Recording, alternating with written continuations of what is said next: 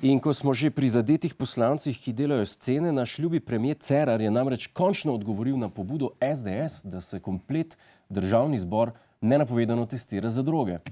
Glede na to, da je na volitvah zmagal, ker nas je prepričal, da je etičen in moralen, sem ziher, da bojo poslanci že jutri v lončke scali.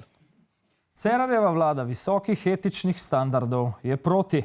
Takšen test naj bi, in zdaj bodite pozorni na izbor besed, posegal v posameznikovo pravico do duševne in telesne celovitosti. Ja.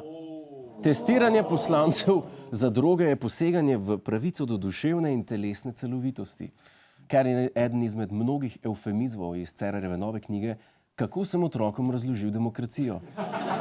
V njej nas dr. Cerar poduči, da niste revni, ampak da imate le začasno negativen pretok gotovine. Pa nikoli ne smete reči, da živite v socialističnem bloku, ampak v kulturno opeharjenem okolju.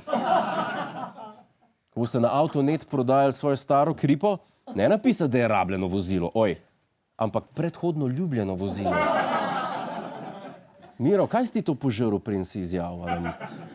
A nam skrivaš poseganje v pravico do duševne in telesne celovitosti? Kaj boš vsaj Gašpar vedel, kaj naslednjič reči, ko ga ustavijo policaji? Gospod policist, ne bom pihal, ker je s tem kršena moja pravica do telesne in duševne celovitosti. Ne. Probajte, to ziher deluje pri policajih, sem pripričan.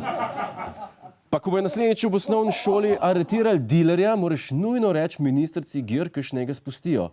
On je samo otrokom ponujil pot do telesne in duševne celovitosti.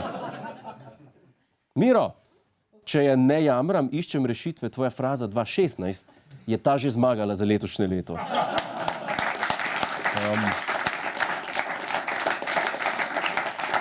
Kaj je telesna in duševna celovitost nekaj, kar z finančno ministrico iščete pri belemu magu Dragotinu Barušič, se pričujem. Ali pa vaj na fopa z MDMA-ji, ali kaj. Da ni slučajno vsa koalicija mal nezemalsko zadeta, da se tako otepa testiranja. Mene poleg vsega zanima predvsem ena stvar. SDS predlaga testiranje poslancev že 10 let, ker itak ve, da ne bo nič z tega.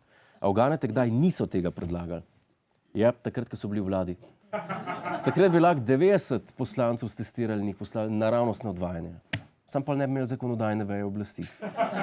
Jaz osebno sem za to, da se vsi poslanci jutri zvrstijo pred medicinsko sestro in urinirajo v lonček. Kar bo težko, ne? Ker so zadeti. Vsem imam pomislek, ker če so nam v 25 letih nabliskani kamarija zafurali državo, dajte pomisliti, koliko bi jo šele zafurali trezni. Hej, živjo, Jure tukaj, to je naš YouTube kanal.